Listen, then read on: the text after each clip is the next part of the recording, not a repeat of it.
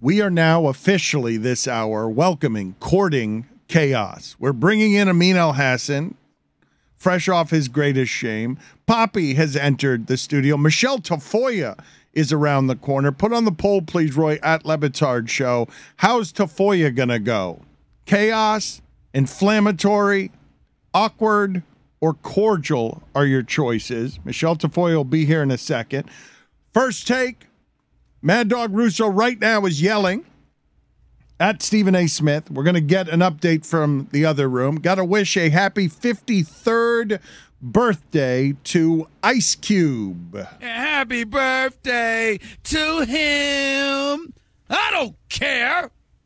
Good luck. All of my favorite rappers are over 50 now. You can always send your criticism toward the show. Somebody writes in, please have Juju or anyone else redo Mike Ryan's Miller Light Read. It's soaked with heavy, flaming D-bag vibes and forces its listeners to tap that fast-forward button, immediately rendering the ad useless.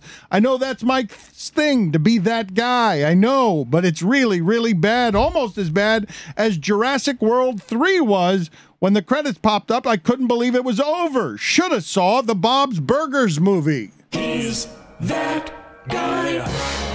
And then there's a stray here. Roy is always overly aggressive for no reason. It's a bit too much and uncomfortable. You don't get the show. Two Americas. Poppy is in the studio. Amin, we're going to go to Tony in a second because Stephen A. Smith is now yelling at Mad Dog. But Amin, do you want to tell my father what happened to you and what represents your greatest career shame?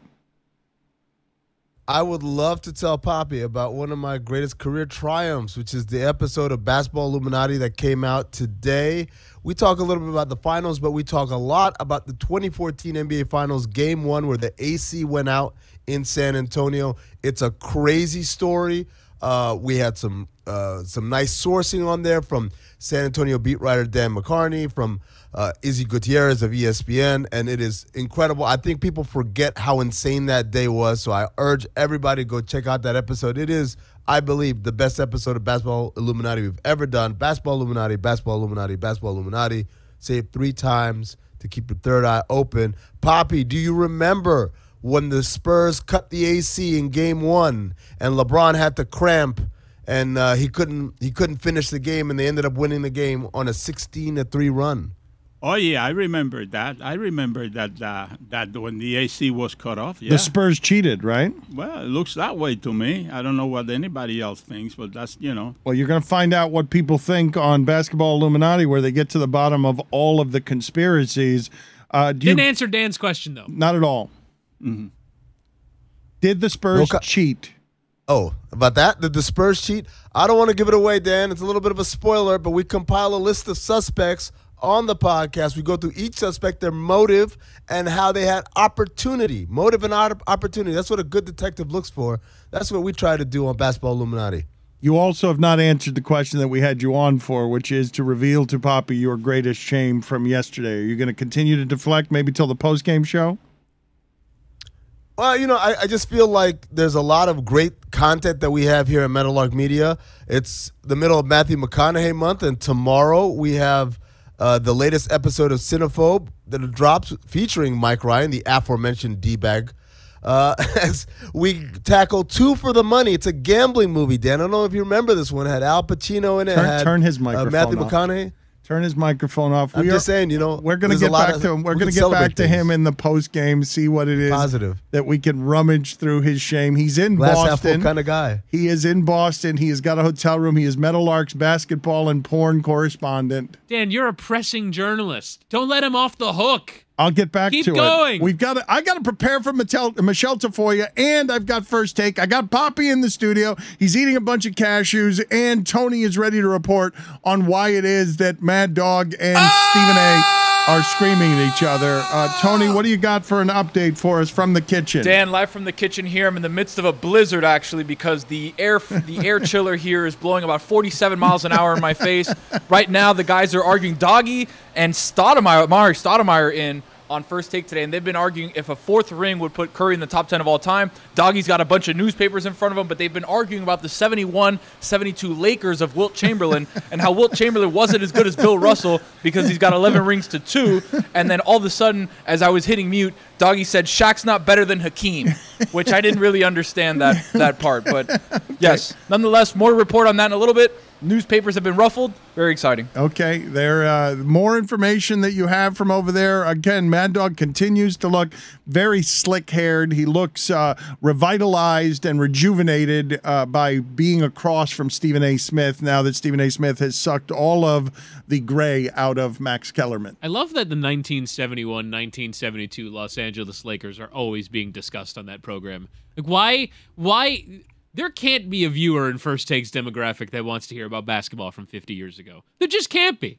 And, like, it's only the sheer force of Chris Mad Dog Russo's personality that makes that even palatable television.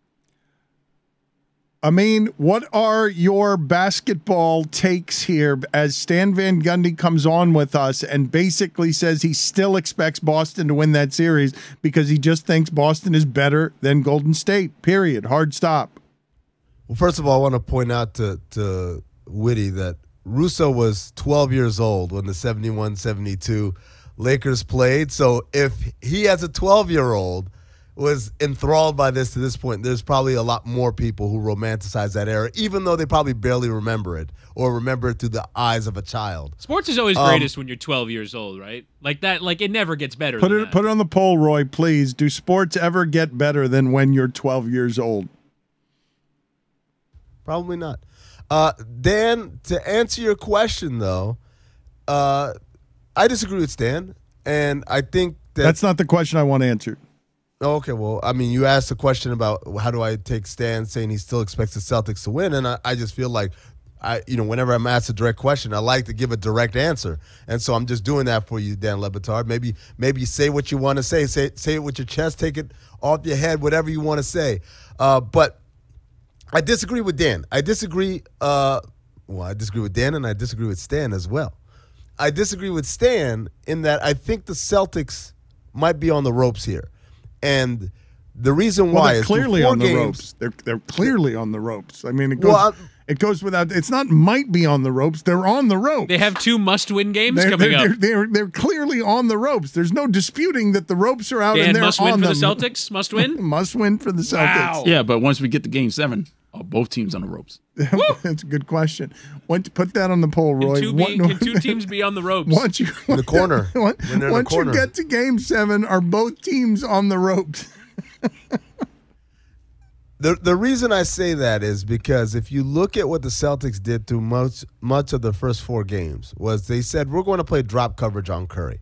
Now, drop coverage on Curry is a little different than drop coverage on anyone else because on regular players, drop coverage means the big sags back to probably around the free throw line. For the Celtics, because the Warriors sit their screens so high, their big is waiting at the three-point line, which was still too much space for Steph Curry.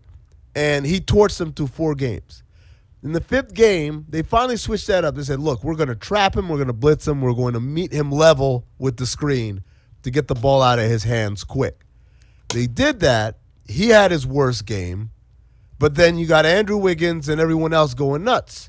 So they're between a rock and a hard place. On the one hand, they can continue to defend the way they did the first 4 games, say, we'll let Curry beat us, but no one else is going to beat us.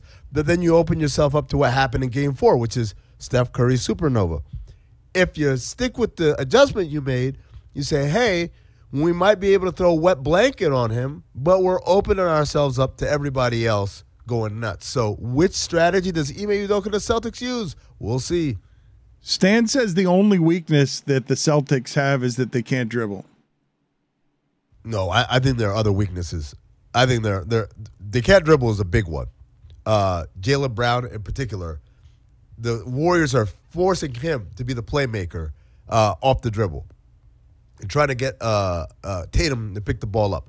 You've got the problem that Tatum, shot selection-wise, is having issues, right, in terms of not recognizing I'm bigger than almost everybody that's trying to guard me.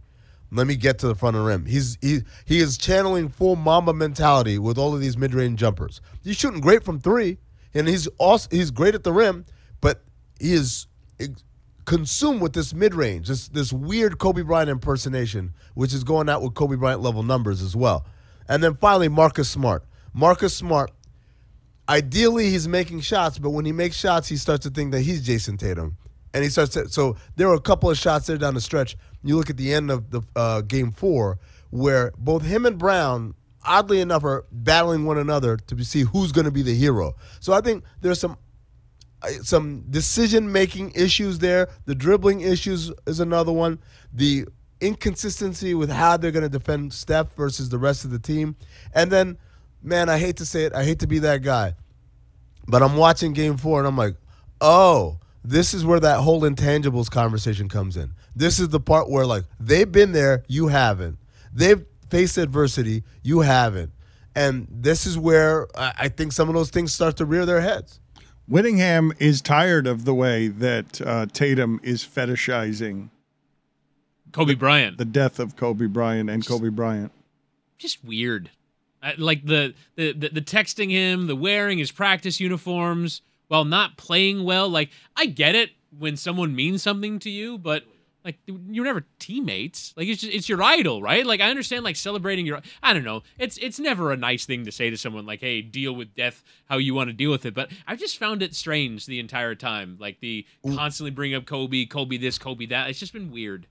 Whitty, allow me to be the vessel of evil and villainy that you're such a great journalist. I don't want you to wade into these waters. I'll wade into the waters for you. It's weird. It's weird not because, look, people have lost people all the time and have celebrated and cherished the memories of their close ones, right? But it seems like starting with Game 7 against the Heat, he's really revved up the Kobe machine, right? And to quote Michele Beadle, she said this on her podcast, What Did I Miss? She said, it seems like something that should have been revealed like after the season was over, right? Celtics win a championship, and then he says, yo, I wore like a Lakers practice shorts underneath my shorts every game, or I had that wristband or whatever. The fact that he's bringing as much attention to it. Look, you grieve the way you want to grieve. But the look at me Louis-ness of, hey, by the way, you check out this elbow band here. Oh, it by the way, sounds like you guys aren't allowing them to grieve, anybody to grieve how they want to grieve. And it sounds like you were resuscitating Doc Rivers there. It sounded like Doc Rivers just made an appearance there very briefly in your voice. Allergies, man. Boston kicks my ass when it comes to allergies. You sound like you're sick. You sound like you've got a cold. I have congestion. Like every time I step foot in this city, it's just everything starts to build up. You are telling people how to grieve. No, I'm not. I'm saying you grieve how you want to grieve.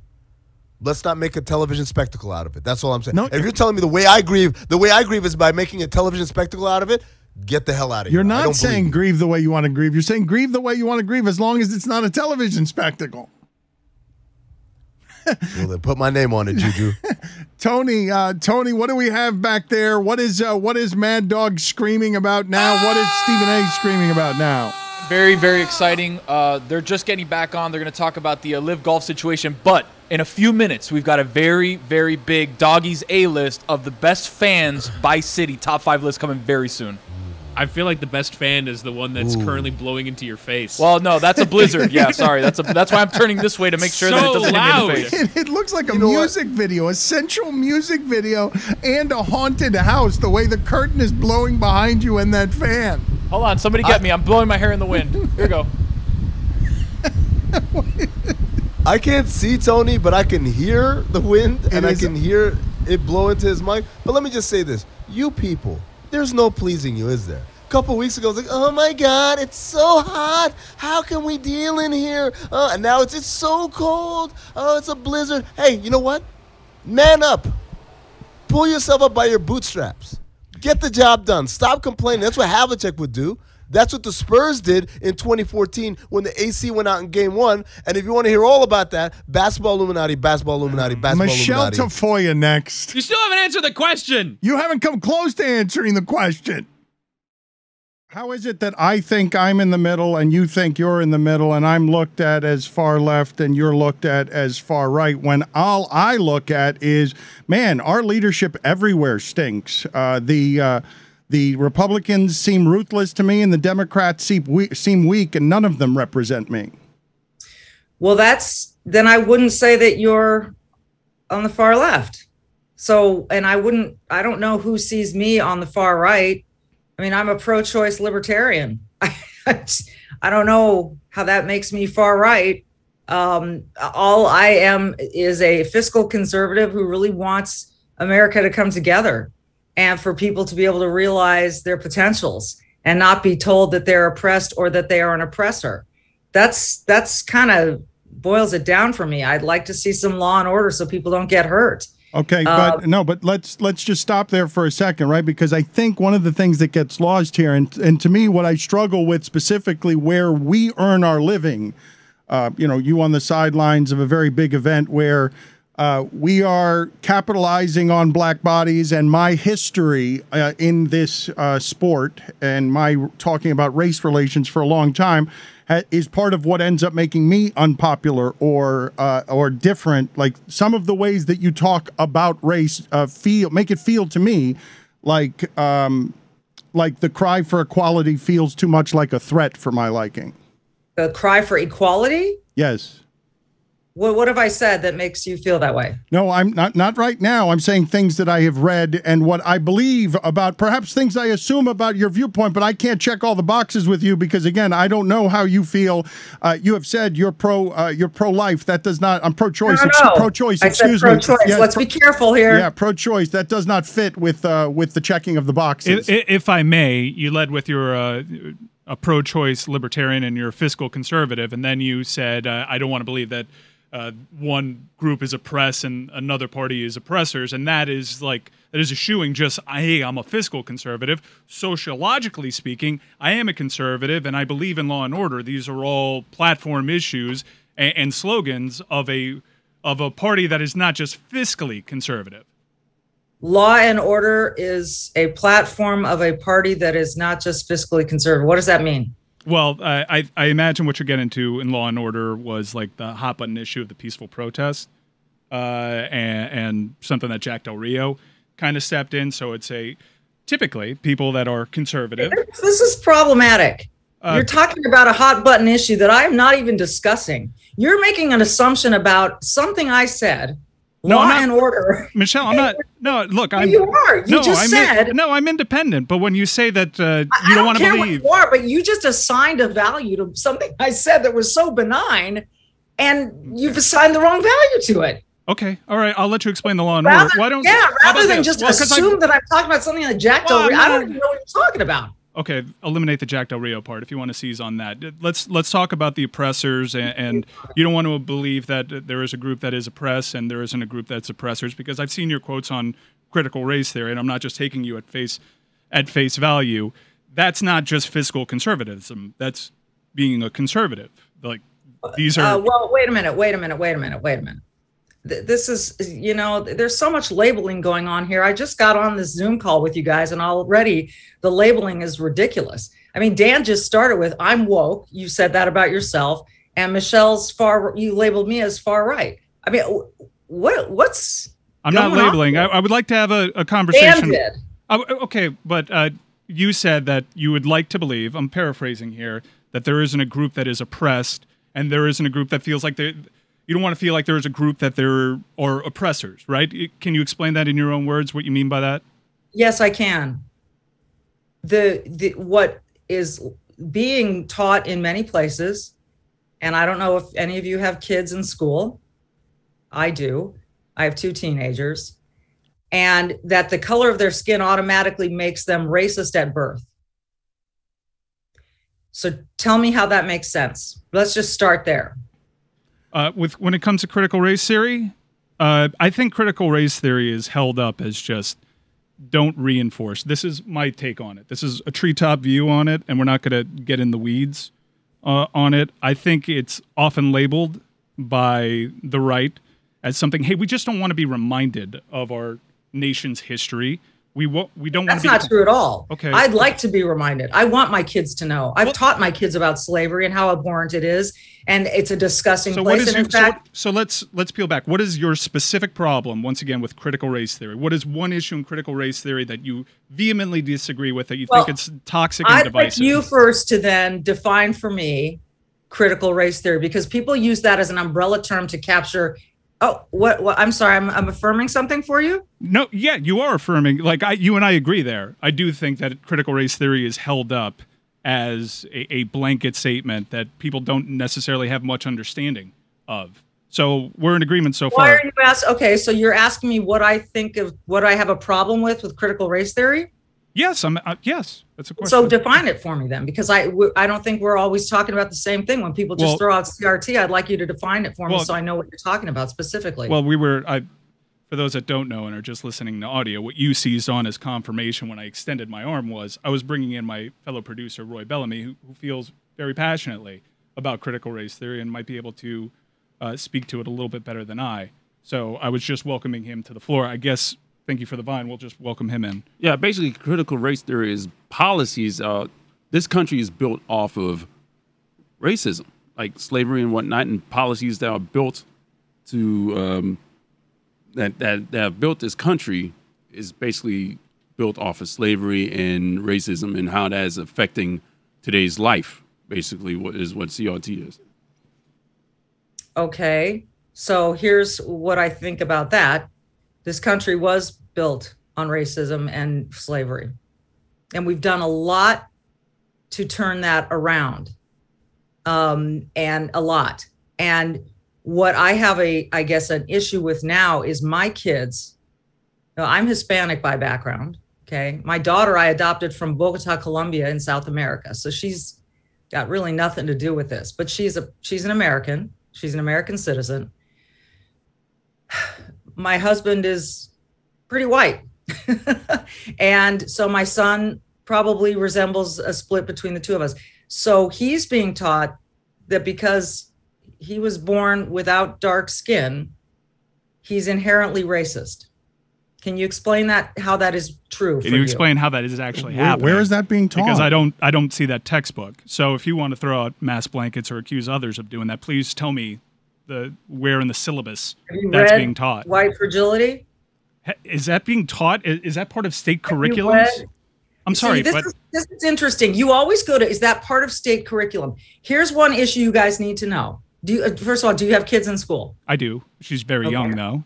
Okay, how old is she? She's 2, so this is okay. not. Yeah. Okay, so this is. But I did go to school, and I was never taught this. Because this is a rather new phenomenon. Wouldn't you agree?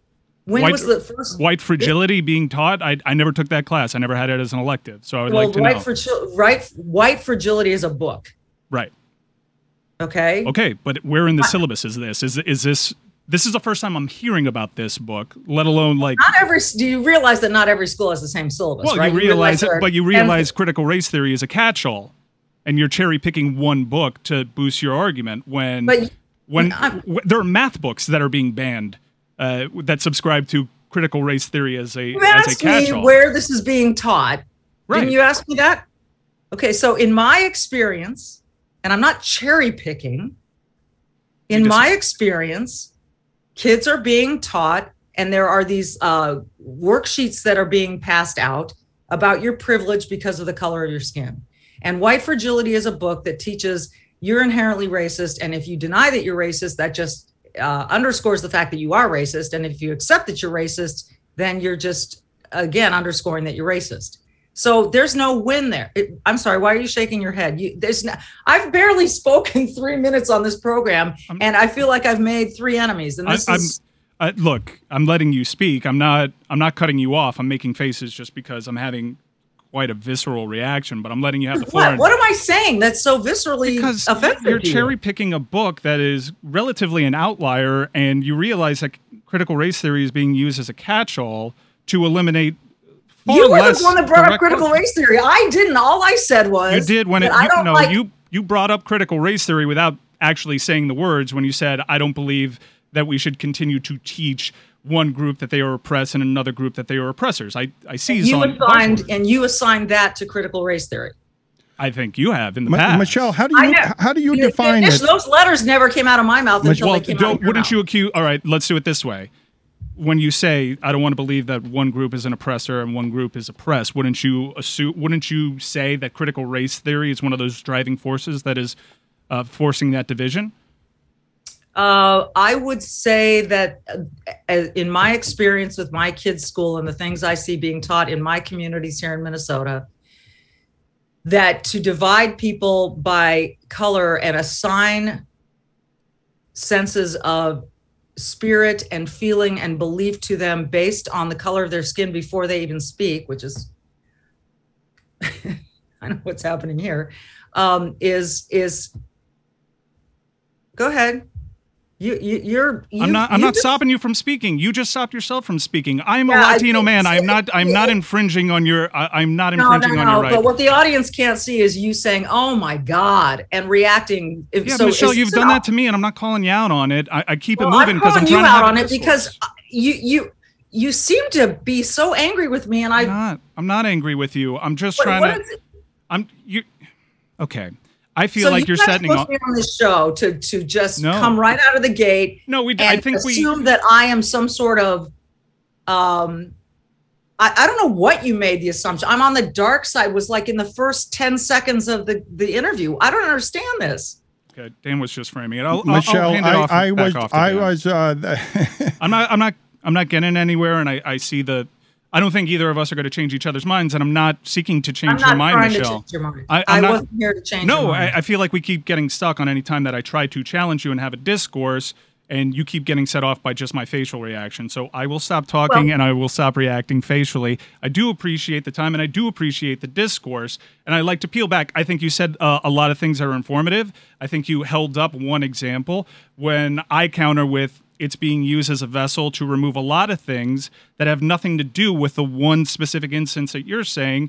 I think that that's productive, a productive conversation. Wait a minute. But I also think that just to divide it in black and white, that's not just where the divisions are right now. If you see the liberties, I agree with that. If you see but I don't know where you stand on LGBTQ issues, but like I said, this sort of culture war is being held up as a catch-all, and critical race theory is just held up as a blanket statement, and it's censoring a lot of things that have nothing to do with what you're alleging. So I just wanted to press you on that. What am I alleging? Dan, I will hand it back to you. I'm sorry. Michele, sorry. the beginning. What am I alleging? Well, the beginning part of this. Let's go back to the beginning when I was joking about the caricatures that people become by making myself the wokest, and then if I'm the wokest of the wrestling characters, then you must be on the dark side. It was a joke. I was not walking you into a trap. I have not talked to you in a long time, and the last experience I had with you was lovely. I was not looking for this to become that. I am sorry, genuinely, that upon introduction, I was awkward and you misconstrued the entry point. I knew you were joking. Honestly, I did know you were joking, Dan. What I'm concerned about right now is that I was asked some questions, and when I tried to answer with one example, I was told I was cherry picking before I could even get to other examples. So I've got kids in school who are being taught some things that make me uncomfortable. I want American history taught from top to bottom, the good, the bad, and the ugly. And I've taught my kids at home, and they're being taught at school about all of it. What I don't appreciate is my kids being told that because of my son, especially not my daughter, because she's brown, I guess, she's not told the same things. And yeah, if you want to jump in, jump in. No, well, I was just curious, Michele, what exactly she's being taught. I don't. Is white fragility a book in the syllabus in this school? Is that part of the curriculum? What is it specifically? What piece of literature is she being taught that you're taking specific exception to because you've been speaking in generalities? Well, because it's happening in generalities, and you may or may not discover this as your little girl grows up. But as school progresses, some ideas start to filter into the classroom that are, again, dividing kids by nationalities. So my son's first best friend in school, and I've used this example quite a bit. I'm familiar with it. Go ahead with the audience. But I just would like to say you're afforded to speak in generalities, and I'm not. And so far, the one example that you held up is not an example that's being taught in school. But please continue. So you know for a fact that... No, I don't know for a fact what I asked you specifically what's being taught, and you spoke in generalities, yet you seize on me when I spoke in generalities. You haven't told me yet one piece of curriculum that's being taught in this school. I'm trying. You held up white fragility. No, you're going to tell me a story about lunch and how they were beautiful friends when they were younger, and they've grown more and more divided. Potentially because of discourses like the one that we're having right now, because I, like you, often think that I am occupying the middle. And I am asking you, you said they're being taught specifically something about divisiveness and critical race theory, and I asked you to please... I'll try to get this out. Please pinpoint like what specifically they are being taught. Is there a book? Is there a piece of curriculum? Is there a teacher? Is there a homework assignment? Is there a paper, or is it more generalities? It's both. It comes out in specific ways. Workbooks that I've seen in the classroom, or sheet work checklists about your privilege. And a lot of it stems from the color of one's skin. For me, personally, to teach anywhere from 3rd grade on to 8th grade, that the color of your skin defines you and defines your character is not, I don't find it helpful in any way. My son has been afraid to raise his hand in class because he disagrees with some of what's being taught, and that he's, because certain classes are oppressed and others are the oppressors, and it's very cut and dried. So these are the things that I hear coming home, not only from my own kids, but from other kids in school and other schools around my community. I have a pretty good network of friends that have kids at public and private and parochial schools and all the rest.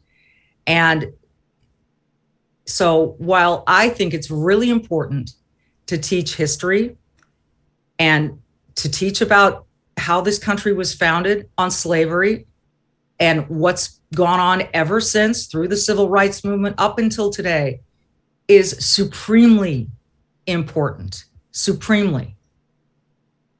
I guess where I have a difference of opinion with my school in particular is that everything is, your character is determined by the color of your skin. And that's not how I see the world. And that's not how I want my kids to be taught to see the world. Well, this is clearly a state issue. We live in the state of Florida, and Governor Ron DeSantis has signed both the Stop Woke Act and the Don't Say Gay bill into law. And it's increasingly difficult for teachers in this state to teach students here anything about what's happening in this country about race.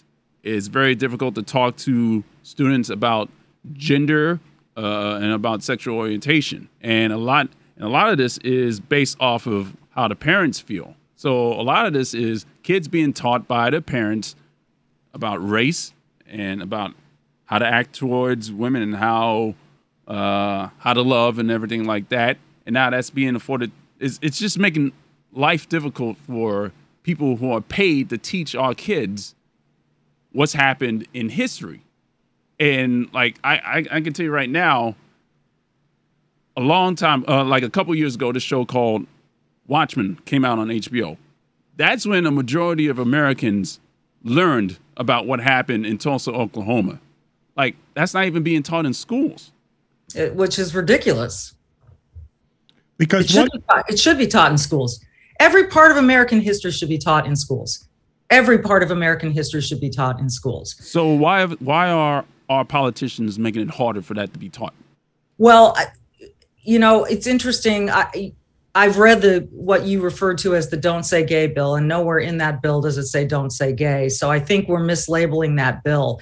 And it really applies to a very narrow, small window of time in a kid's education. And really, we're talking about young kids. They just don't, parents apparently in Florida do not want in the classroom this stuff taught as part of the curriculum.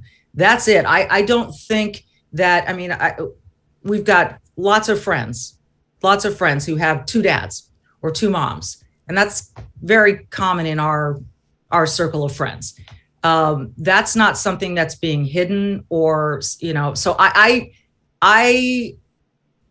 don't see how the realities of that can be ignored simply because, not everything has to be taught in school. And a lot of this stuff can be taught at home. And if parents decide and vote in people that want to represent their notion that, I'd like to do this my way at home because we have our own social values. If we're going to be tolerant of everyone, sometimes that means being tolerant of people we really disagree with. But this country affords us that. So I think that again, the Don't Say Gay bill has been mislabeled. And I don't see it as homophobic. I see it as saying in these grades, I think it's 3 through 6, Yeah. 3 through 8? Yeah. Really young kids. Respectfully, Michele, I don't think it's your place to say whether or not it's homophobic. I think the offended have a voice in this matter. And if they are saying it's homophobic, then perhaps we should listen to them. Okay, that's totally appropriate. I'm fine with that, but I've read the bill and sometimes everyone always says that words matter and facts matter, and they do. Yeah. And it's hard for me to put myself in the shoes of anyone in that LGBTQ community because I'm not in that community, but I do relate with a lot of those people. And I don't know a lot of people who are offended by this particular, but that's just me. That's in my experience. Yeah. So I guess I can't answer your question necessarily because I don't live in Florida. Yeah. But nowhere in the bill does it say don't say gay. And I think in the hallways, again, if you've got it says through its actions don't say gay, and that's why it's kind of labeled that. But I understand what you're getting at, Michele, and I'm sorry to cut you off there. I do feel like we're making progress. When I hear you speak about division and shaping the American experience, it is awfully idealistic. And I hear you say things like, I'd like to take in schools to teach civil rights through the civil rights movement through present day. Well, here in the state of Florida and other states, when the critical race theory hot button is pressed, it is used as a catch-all, and things like Tulsa or things eventually like George Floyd may be used as things that they can eschew. When you're out here on our show saying, I would still like to teach that, I am with you that the color of your skin doesn't define you. However, we are still living in an age where the color of your skin may define your experience as an American, how people are treated at you. It's why numbers from law enforcement are disproportionate to African Americans and minorities than they are to white males. It's a reality of the American experience right now, and school is supposed to train you, in part, for your life coming up. We're from kindergarten on up. You're learning about how to prepare for the next phase in adulthood. And I think critical race theory tries to ignore certain aspects of that. Maybe not you. I'm not saying Michele Tafoya, but perhaps some of the politicians Michele Tafoya supports, or certainly here in the state of Florida, Ron DeSantis. It is just basically ignoring parts of history that could be helpful so we can learn from it, because that's why we teach history, so we can learn from it. I personally don't see any parts of history being banned from schools. I have not seen that. I don't see that.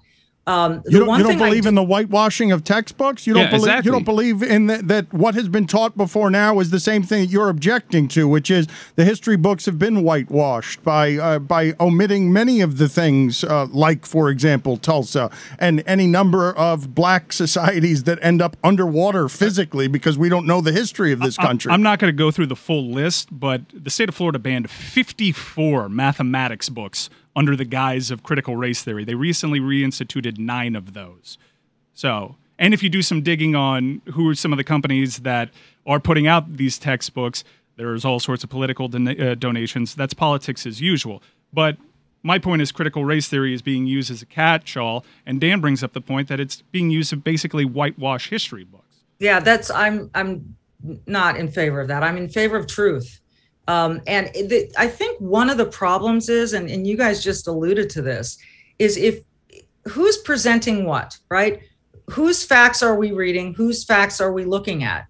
And it's become impossible in my mind, to trust any textbook. I don't care where it comes from, to trust any newspaper, to trust institutions, because they have become so politicized. So when I open up a newspaper, I'm almost automatically, I look at a headline and I just go, who wrote the headline?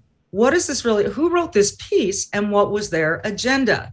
It does not seem to me that we in America have this straight line thinking of fact, objective fact anymore. Okay, but no, we do disagree on the facts, though, Michele, because at least in part, you say don't say gay is not part of that bill. You've read the bill. Don't say gay in words is not part of that bill. But that legislation, you said you've read the bill, felt homophobic to me. So when you read that legislation or the portions of it, why does it not feel homophobic to you? What do you think teachers are going to be doing in schools with the sexual orientations of kids? Well, look, it's anecdotal, everything that we're hearing, right, of what's going on in some schools. And I think what's happened, and we all talk about this, is that during COVID, and we watched our kids on their Zoom classes, and people saw some things they didn't like, whatever that is that they didn't like. And so I am reticent, you guys, to speak so much about Florida, in which you are ensconced and I am not. Each state is a laboratory trying its own stuff. And again, what the only problem that I have with what you're saying about those three words, don't say gay, is because those words don't live in that bill. And so if it feels homophobic to some people, I understand that. I think it is homophobic. Like it's almost impossible to read the language of that legislation. The lens you're reading it through, doesn't it? Well, this is what you're saying about alternate sets of facts. I don't believe both sides are dealing with facts. I believe that for a long time, what we've been seeing is the facts don't matter, and everyone goes to their corners and grab the selective facts that support their bias, so that they can continue reaffirming their beliefs. Like it's right. And so that's what I just said. There's no attention to just plain old facts standing on their own. And by the way, this is why we're having so much trouble trusting in these institutions, because they do take a fact and spin it. I mean, the spin is dizzying, right? From both sides. But help me. And so where do we go? Whom do we trust? Help me, as people who get accused all the time of checking the same boxes. If people make assumptions about you that are unfair because you have a viewpoint in one place, how do you feel about what you see happening in legislation and governance that violates women's rights when it comes to abortion? Well, I see that I'm sure you're referring to the Roe case being leaked. If Roe v. Wade is overturned, it is my understanding legally this does not ban abortion nationally. It turns it back to the states. Many states will do that. And I think that's insane. I think that's insane. I think that women should have a right to an abortion. And how does that align? I know we didn't ask you about your history, which I meant to, right? You left. I don't know the details. We'll get to your book in a second. I don't know the details, the specifics. I've only read quotes about why you left NBC Sports. I thought about leaving 3 years ago. I gave my notice in, I think it was 2018. And my producer, Fred Godelli, said, well, what if you worked half of the season and just get me through to the next Super Bowl? And this is a long, over 3 years conversation. And the only reason I wanted to leave is because I wanted to do stuff like this. I wanted to have discourse where hopefully we could find common ground and build from the common ground. And that's what I'm trying to do with my podcast. That is why I left. I was not fired. I was not asked to leave. I was asked to stay. And I chose to step out into the danger zone, if you will, of being public with this kind of conversation, so that hopefully we could reach across and find some common ground and bring a little bit of sense back to the country and some unity back to the country. We're never going to be unified on every issue. Never. I'm convinced of that. History tells us that. But we are so weakened right now by these great divides. The fact that we all love sports and we're sitting here talking like this, and it's a little bit heartbreaking that I feel like we're talking past one another. I'd like to get past talking past one another and really listening and engaging with people. So that's my goal. So that is why I left and I chose to leave. And that's that. That's it. How much can you blame the media for the division in this country right now?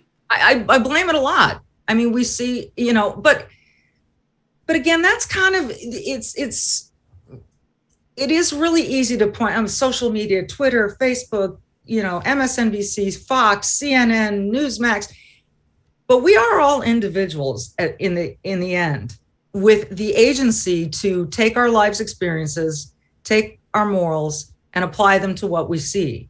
And I think if we were all to tune out the media, if we took like this national month holiday, people would get along really, really well. It's funny. I go to baseball games, my son's baseball games, where all the parents are vastly different in terms of their politics, their social backgrounds, whatever the case may be. And we all get along great. And because, no one really talks about the politics and all of that. And we have a lot in common. The basic stuff. We want to feel safe. We want our kids to feel safe at schools. We want some peace in the world. We want our kids to have a future they can look forward to and be excited about, be productive, happy people. I think at the end of the day, those are, and I hate that phrase, sorry, but in the final analysis, those are the things we all really care about and should be working on.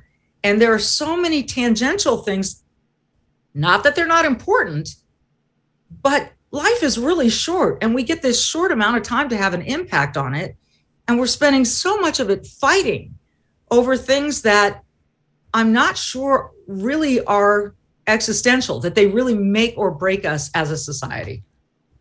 You would say that, except I'd stop you on, we also want a universe where everyone is treated fairly and safely by the police as well, right? And I think we can agree that your experience with the police might not be the same as your experiences at home might not be the same as they are in other parts of the country, no matter how diverse you think your neighbors are. As mine, basically. Right. I would definitely agree with that. We know that to be the case. So where do we start? We've identified that. We know that that's an issue. And what we saw, look, I'm in Minneapolis. So the George Floyd incident was in my backyard. It was one of the most shameful, atrocious, heinous, sickening things I've ever seen in my life. Michele, that teaches, though, critical race thinking, that would teach how the systemic police brutality that you find is built by police orders that descend from the slave system and treat whites differently than they do others. Like that's at the soul of the facts and the history. So then I'm just for conversation's sake, okay, Dan? How is it then when I talk to a number of Black police officers, they don't agree with that, what you just said? Because they're police officers. Meaning? Meaning they're going to defend their own. Not all of them. No one defended Chauvin. No one defended Chauvin. You don't believe that the history of police brutality in this country through a militarized police force is something that descends historically and factually from the chasing down of slaves, that's where the police, where the idea of police was invented? That's a really loaded question. You're asking me to say yes or no to whether or not I believe that that's what policing is. But okay, critical race theory can then teach us, though, what some of the roots are in the systemic racism you will find everywhere from textbooks to government, no? Critical race theory, one important word in critical race theory is theory. And so critical race theory is fine to be taught at certain levels of school where people have the brain power to understand what theory is and what all this means. I'm not sure teaching all first graders that police officers are one way or the other. Oh, they're not teaching that to first graders. They're not teaching that to first graders. That is a college level course. They're not teaching that in elementary. Okay, well then if CRT is college level, I don't have any problem with it at all. Then what have we been doing for the last little bit here? We didn't find common ground, but closer. 8 through 7, not yet pre-K. You don't want it taught in pre-K. I don't want it taught to. I don't think. I think right now we have such a low percentage of kids who can even read. Here in Minnesota, only 47% of white kids can read at their grade level. But Michele, I'd like kids to be able to read so that when they get to college, Dan, they can read critical race theory or whatever else they choose to read. Progress for the moment. We will pick it up at another time. I'll see if I can get you to 8th grade, and by the end, we're going to chisel you down. First graders are going to be taught facts about racial history in this country over time. Her new podcast, Sideline Sanity, launched last month. You get it wherever you get your podcast. Yes, ma'am. Dan, you can't get away with that. What happened? I have always said I want history taught truthfully from beginning to end to every grade level. That I have no argument with. So please don't put words in my mouth that I don't want 8th graders taught history. That's not at all where I stand. I know. I want to teach first graders that, hey, the police descended from catching slaves. Then do you have a first grader? I don't have one yet, but I want them to know the true history. That's a fact. I think we all agree that we want race and history being taught truthfully. And at least here in the state of Florida, my governor is taking liberties with what exactly truthfully is. And so I think, look, there is a middle ground, but we don't agree on what the truth is. Again, that's where this all starts. I'm not going to be able to sum it up in the time that we have left. So this is why I'm saying we're questioning all our institutions right now, because we don't know who's telling us the truth. And I think it's heartbreaking to me. She doesn't have the time to do it now, but I'm assuming you're doing it on Sideline Sanity, correct? So if they want more of your thoughts here, that's where they can get them. Yes, Michele? Yes. Thank you. I'm sorry if that was wearying for you. I'm sorry if it was wearying for the audience. It was good seeing you. It was good seeing you again. Likewise. Take care, you guys. Bye, Michele.